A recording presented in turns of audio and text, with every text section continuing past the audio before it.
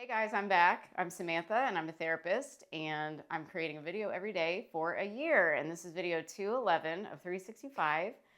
And I wanted to just talk about self-doubt and, doubting what your vision is, and how important it is to just look at what you see around you as just old news. It's like thoughts that you thought maybe a few days ago. That's what you're seeing right now. So what if right now in this present moment, all you need to do is become aware of how you're feeling, what you're thinking, what your habitual state is. So that means, what are the thoughts that I think daily that I keep thinking over and over and over? And then why do I have these thoughts in the first place? What beliefs do I have? What belief systems do I have that were programmed into me back in childhood? Or what events happened back then that I created a meaning that I attached to those things that I still believe today?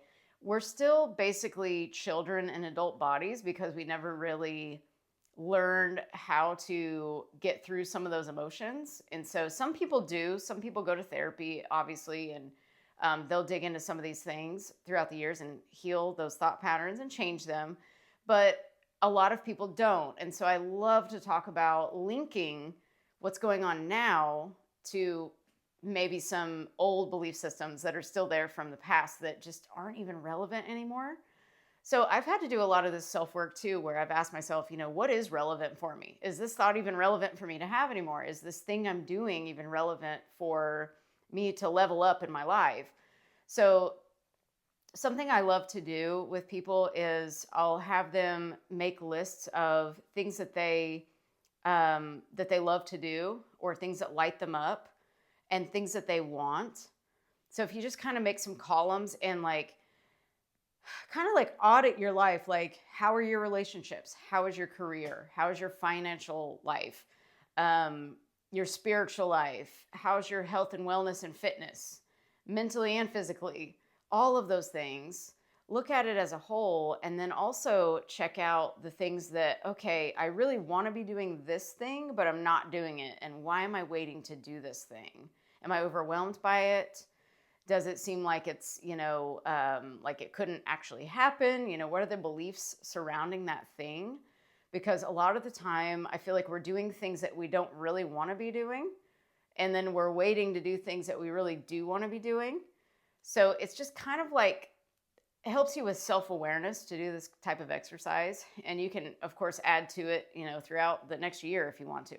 But it's just kind of like a good starting point to audit. What are my thoughts? What are my beliefs? What are the things that I desire? What are the things that I might be doing that are keeping me from this? Most of the time, and I'll just always default back to this, which is, we have a thought about something and it's clean and pure and we can feel it. We can actually feel the desire. We're like, okay, I want this certain thing, this person, this event to happen because it's going to make me feel this particular way. So that's why we want it, for the feeling. And then so you can practice that feeling over and over and over. And then you get up from your meditation, or you get up from your visualization exercise that you did, and you can really feel it for a second. You're good. And then you open your eyes and you just kind of practice staying in that state as long as you can. But then what happens is, we get a phone call, or we get a text, or we get an email, or somebody distracts us from that state. And then we go right back into where we were before we started. So I am seeing this as kind of logical, how manifestation would not work in the way we're wanting it to if that pure, clean thought and feeling gets interrupted with self-doubt or some distraction that brings in well, how could this even happen? Oh, maybe I'm not good enough for this to happen, or whatever the belief might be. Or I'm too old for this, or I'm too young for this, or, I've failed at this before, so I'm probably going to fail at this again. You've got to check those types of things that come in, because I really, from all the research I've done and all the things I've practiced, it really does make sense, because I have to get really a hold of this too. I really want to master this year as much as possible, is having that thought with that feeling and not letting that get interrupted as much as possible. We are humans, so we're going to have like all these thoughts that come in because we have 60 to 70,000 thoughts a day. So we're never going to get a hold of all of them, of course, but we want to look at our dominant thoughts that might be keeping us from the things we're wanting. And so my ultimate goal was always just to feel good. That was just it. I was like, I'm going to practice feeling good for just feeling good's sake. You know, just for the sake of feeling good, let's practice that.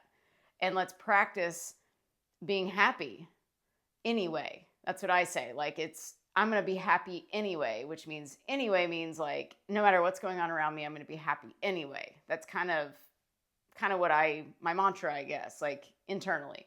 So it takes practice to do that, but I will say it does work very well. Do I get down sometimes? Of course, I'm a human being. Sometimes I'm going to have those ups and downs. But for the most part, no matter what happens in my life, I'm able to maintain this after practicing it over and over. So I can vouch that this does work very well. I'm not just telling people to do it and then, you know, they get results. I'm actually doing it too. In fact, everything I ever talk about, I've tried myself and researched it, practiced it over and over. I know what every human feeling feels like, all the good and the bad. And I've had patterns of thought that were not the best and, you know, very negative thoughts I've had before about myself. And if you really start to just get into your heart and know, hey, this is my vision for myself. This is what I want. And I'm not going to let anything come between this. When you really connect to your heart and you start to actually care about yourself, you start to talk to yourself nicely. Like you notice, oh, I'm very mean to myself maybe, or I don't fully believe in myself. And that's something to check too. It's like, do you believe that you can actually have what you're wanting to achieve? Do you actually believe that you can be that thing or be that way or be that identity? And so it really is an identity shift, really, to get what we want, because there is a version of us out there that has whatever it is that we want. And we're basically training the energy that's out there in the quantum field. We're basically giving information to the field so that it can project it back to us. And that's really all we're doing. It's just that if you look at it kind of like we're magnets and we're sending this, signal out there, and all that really needs to occur is that the quantum field is going to attach to that maybe and reflect it back, and then it's going to magnetize to us. So we've got to be sending out a very clear signal with a clear thought and with a high emotion, a positive emotion, instead of a lower vibration emotion, which a lot of us live in the lower frequencies. And so everything is energy. Everything is energy, including us. So I really like to look at it like I monitor myself and I'm like, okay, where am I at? Am I on a lower frequency or am I on a higher frequency? And immediately when I notice if I'm not high, I immediately change my thought to something else. Or if I see something I don't like and I've been just kind of sitting there for a while in it, then I immediately describe whatever it is that I'm seeing or feeling as exactly how I want it to be. Or if something just happened that I didn't like, let's say, I'll immediately revise it and act as if it happened the way that I wanted it to, or the person said exactly what I wanted them to say to me. And so I just practice things like that because the point of that is it changes your state. That's the thing that I've come to realize. It's like we just want to change our mental state because everything is perceived from that mental state. And then therefore everything is, attracted to us like a magnet from that state. So you really want to check your thoughts, your feelings, your beliefs, what's taking you down that you could decide to train yourself to bring yourself back up. Because we just forget that we're so freaking powerful. Our thoughts are so powerful. I mean, we just have no idea. And I think that if we did fully have an idea, we'd probably be freaked out, like super freaked out. Like, I think that there's so much going on around us right now that if we saw everything, we would just implode and explode and everything. We just wouldn't be able to handle it. So we just see what we see. But it's really just us against us and us for us. So it's you against you, in other words. Like, you get to decide what you can be, do, and have. And then it's you that's coming in and either doubting or supporting that desire and that wish. So really get a hold of, where am I on this emotional guidance scale? Like Abraham Hicks has the emotional guidance scale. If you'd like a brand new copy of that I made, there's an updated version and a children's version as well. I'll link it below, and you can sign up for my email list and I'll send it to you. But it's very helpful to just know where you're at on that scale. And then you talk yourself up this scale. So you can do this at any time. You don't even have to have the scale, but it's helpful at first to kind of know where you're at.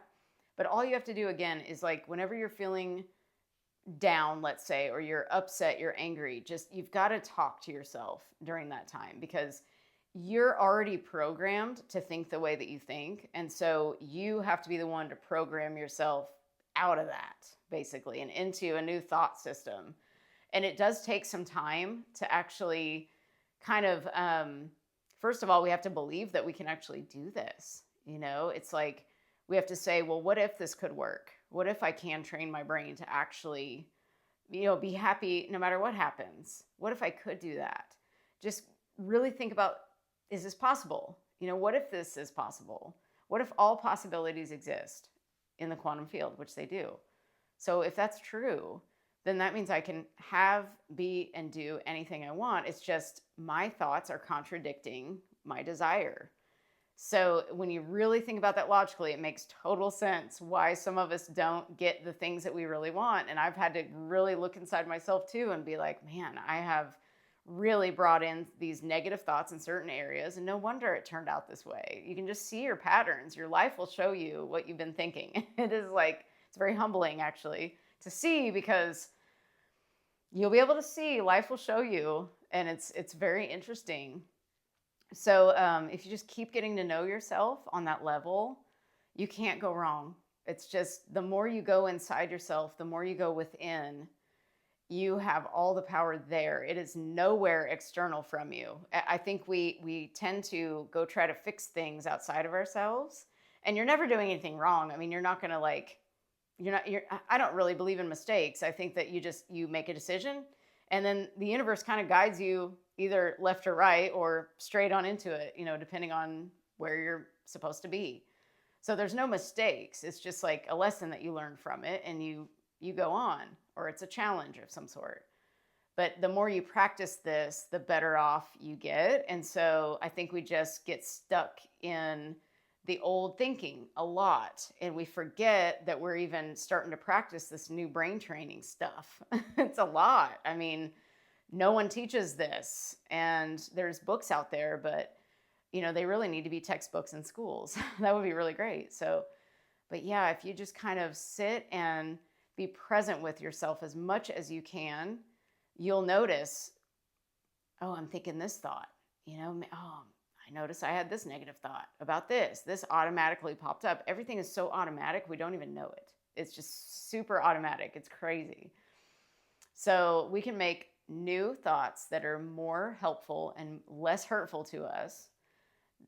We can make those a habit too. So it just takes practice. It's just like any other skill. So you guys are doing awesome. You're developing a skill. This is a priceless and valuable skill to learn. I think it's the most valuable skill. I really do. It's the number one skill to learn is how to regulate your emotions, how to change your beliefs, how to change your belief systems. And from there, you're pretty unstoppable as long as you don't let self-doubt come in. That's the only thing we do. And as long as you don't let anybody else meddle in your affairs, because they don't matter. It's only you that matters, because it's your life and your reality. So that's the cool part about it. I started saying, it's no one's business. Like, I don't need to worry about their business. They don't need to worry about mine. I worry about my business. That's it. Just me.